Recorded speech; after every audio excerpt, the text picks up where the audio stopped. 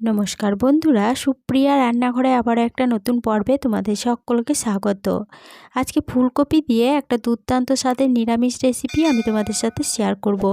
ফুলকপির এই রেসিপিটা গরম ভাত, পোলাও, ফ্রাইড রাইস, লুচি, রুটি, পরোটা যে কোনো কিছুর সাথে খেতে পারো, খেতে দুর্দান্ত লাগে। এছাড়া যে কোনো নিরামিষ দিনে বাড়িতে বানিয়ে নিতে পারো, বানানো খুবই সহজ। তাহলে চলো বন্ধুরা, দেখে নেওয়া যাক আজকের রেসিপিটা কিভাবে বানানো হয়।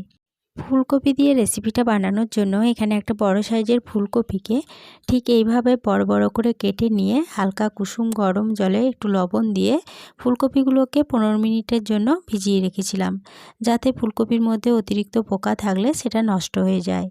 এবার এই ফুলকপিগুলোকে জল থেকে তুলে নেব। ফুলকপিগুলোকে জল থেকে তুলে একটা ঝুড়ির সাহায্যে এই ফুলকপির জলটাকে ঝরতে একটা সাইডে রেখে দিলাম। এদিকে গ্যাসের ওভেনে একটা কড়াই বসিয়ে গ্যাসটা অন করে কড়াইয়ের মধ্যে দিয়ে দিচ্ছি পরিমাণ মতো সাদা তেল। আমি রেসিপিটা সাদা তেলে বানাচ্ছি, তবে তোমরা চাইলে কিন্তু সর্ষের তেলেও বানিয়ে নিতে পারো। এবার তেলটা যখন ভালোভাবে গরম হয়ে গেছে তখন এই ফুলকপিগুলো তেলের মধ্যে দিয়ে দিচ্ছি। সমস্ত ফুলকপিগুলো তেলের মধ্যে দিয়ে দিলাম। এবার এই ফুলকপিগুলোকে একটু তেলের মধ্যে নেড়েচেড়ে ভেজে নিচ্ছি। ফুলকপিগুলোকে তেলের মধ্যে একটু নেড়েচেড়ে ভেজে নেওয়ার পরে এর মধ্যে একটা ঢাকা দিয়ে দিচ্ছি। ঢাকা দিয়ে গ্যাসের ফ্লেমটাকে একদম লোতে করে দিয়ে এটাকে বেশ কিছুক্ষণ সময় ধরে ভাজা হতে দেব।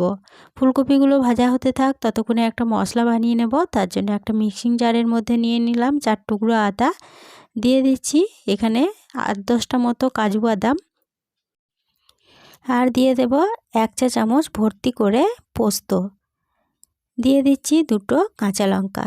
এখানে কাঁচা লঙ্কার ঝালটা তোমরা যেরকম খেতে চাও সেরকম অনুযায়ী কিন্তু কম বেশি করে নিতে পারো। দিয়ে দিচ্ছি পরিমাণ মতো জল। মিক্সিং জারের ঢাকনাটা বন্ধ করে সমস্ত উপকরণ খুব ভালোভাবে বেটে নেব। সমস্ত উপকরণ বেটে নেওয়া হয়ে গেছে। এবার এই বেটে নেওয়া মিশ্রণটি একটি সাইডে সরিয়ে রাখছি। এদিকে লো ফ্লেমে ফুলকপিগুলোকে 4 মিনিট মতো ঢাকা দিয়ে ভাজা হতে দিয়েছিলাম। 4 মিনিট পর ফিরে এসে ঢাকাটাকে খুলে নিয়ে ফুলকপিগুলোকে আবারও একবার ভালোভাবে নেড়েচেড়ে দিচ্ছি। ফুলকপিগুলোকে আবারও একটু নেড়েচেড়ে দিয়ে আবারও ঢাকা দিয়ে দিচ্ছি। ঢাকা দিয়ে গ্যাসের ফ্লেমটাকে লোতে রেখে ফুলকপিগুলোকে আবারও ভাজা হতে দেব। লো ফ্লেমে আবারও 4 মিনিট মতো ঢাকা দিয়ে রেখে দিয়েছিলাম। 4 মিনিট পর ফিরে এসে আবারও ঢাকাটা খুলে নিলাম। ফুলকপিগুলো বেশ ভালোভাবে ভাজা হয়ে গেছে। এবার এই ফুলকপিগুলোকে তেল থেকে তুলে নিচ্ছি। সমস্ত ফুলকপিগুলো তেল থেকে তুলে নেওয়ার পরে ওই ফুলকপি ভাজার তেলে ফোড়নের জন্য দিয়ে দিচ্ছি সামান্য পরিমাণ গোটা জিরে, একটা লবঙ্গ, একটা এলাচ আর একটা দারচিনির টুকরো, আর দিয়ে দিলাম একটা তেজপাতা। এবার এই ফোড়নগুলোকে ভালোভাবে ভেজে নিচ্ছি।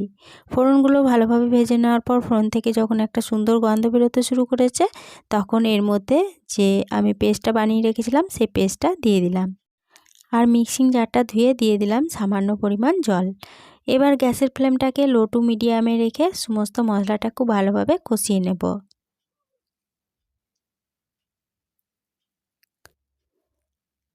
লো টু মিডিয়াম ফ্লেমে মশলাটাকে 5 মিনিট মতো সময় ধরে কষিয়ে নিয়েছি। মশলা থেকে সম্পূর্ণ তেল ছেড়ে দিয়েছে, মশলাটা ভালোভাবে কষানো হয়ে গেছে।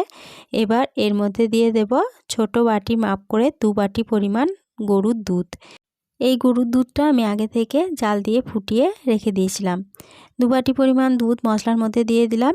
এবার দুধটা সমস্ত উপকরণের সাথে খুব ভালোভাবে নেড়ে মিশিয়ে নিচ্ছি। এরপরে এর মধ্যে দিয়ে দিচ্ছি স্বাদ অনুযায়ী লবণ, আর দিয়ে দিচ্ছি 1 চা চামচ চিনি। নিরামিষ রান্না একটু মিষ্টি মিষ্টি ভালো লাগে, আমি তার জন্য এখানে 1 চা চামচ চিনি ব্যবহার করেছি। তবে তোমরা যদি মিষ্টির পরিমাণটা কম খেতে চাও তাহলে চিনির পরিমাণটা একটু কমিয়ে নিতে পারো। চিনি ও লবণটা সমস্ত উপকরণের সাথে ভালোভাবে নেড়ে মিশিয়ে নিয়ে এই ঝোলটাকে বেশ কিছুক্ষণ ফুটিয়ে রান্না করে নেব। মিডিয়াম ফ্লেমে ঝোলটাকে 1 মিনিট মতো ফুটিয়ে রান্না করে নেওয়ার পরে এর মধ্যে দিয়ে দেব ভেজে তুলে রাখা ফুলকপিগুলো। সমস্ত ফুলকপিগুলো দিয়ে দিলাম, আর এর মধ্যে দিয়ে দিচ্ছি বেশ কয়েকটা কিশমিশ। এখানে কিশমিশটা কিন্তু একদমই অপশনাল, কিশমিশটা যদি তোমরা না দিতে চাও তাহলে পরে এটা স্কিপ করে যাবে। আর দিয়ে দিলাম 2টো কাঁচা লঙ্কা। এবার ঝোলের সাথে সমস্ত উপকরণ একবার ভালোভাবে নেড়েচেড়ে মিশিয়ে নিচ্ছি, আর ফুলকপিগুলোকে ঝোলের মধ্যে ঠিক এইভাবে একটু ডুবিয়ে দিচ্ছি। এরপরে গ্যাসের ফ্লেমটাকে একদম লোতে করে দিলাম। লোতে করে দেওয়ার পরে এর মধ্যে একটা ঢাকা দিয়ে দিলাম। ঢাকা দিয়ে এটাকে বেশ কিছুক্ষণ সময় ধরে রান্না করে নেব। লো ফ্লেমে 7 মিনিট মতো ঢাকা দিয়ে রান্না হতে দিয়েছিলাম। 7 মিনিট পর ফিরে এসে ঢাকাটা খুলে নিলাম। ঢাকাটা খুলে নিয়ে সমস্ত উপকরণ একবার ভালোভাবে নেড়েচেড়ে নিচ্ছি। রান্নাটা প্রায় হয়ে এসেছে। এবার সবশেষে দিয়ে দেব খুব সামান্য পরিমাণ গরম মশলার গুঁড়ো, আর দিয়ে দিচ্ছি হাফ চা চামচ গাওয়া ঘি। এবার ঘি ও গরম মশলাটা সমস্ত উপকরণের সাথে খুব ভালোভাবে নেড়েচেড়ে মিশিয়ে নিচ্ছি। এরপরে গ্যাসের ফ্লেমটাকে বন্ধ করে দিয়ে একটা ঢাকা দিয়ে দিচ্ছি। ঢাকা দিয়ে এটাকে বেশ কিছুক্ষণের জন্য স্ট্যান্ডিং টাইমে রেখে দিচ্ছি। 5 মিনিটের জন্য ঢাকা দিয়ে স্ট্যান্ডিং টাইমে রেখে দিয়েছিলাম। 5 মিনিট পর ফিরে এসে ঢাকাটা খুলে নিয়ে ফুলকপির রেসিপিটা কড়াই থেকে নামিয়ে নিলাম। পরিবেশনের জন্য ফুলকপির রেসিপি আমার একদম রেডি হয়ে গেছে। আজকে রেসিপিটা দেখে ভালো লাগলে লাইক, কমেন্ট ও সকলের সাথে শেয়ার করতে ভুলো না প্লিজ। নতুন বন্ধু হয়ে থাকলে চ্যানেলটা প্লিজ সাবস্ক্রাইব করে পাশে থেকো। আজকে এই পর্যন্তই ছিল। ফিরে আসবো আবার নতুন কোনো রেসিপি নিয়ে।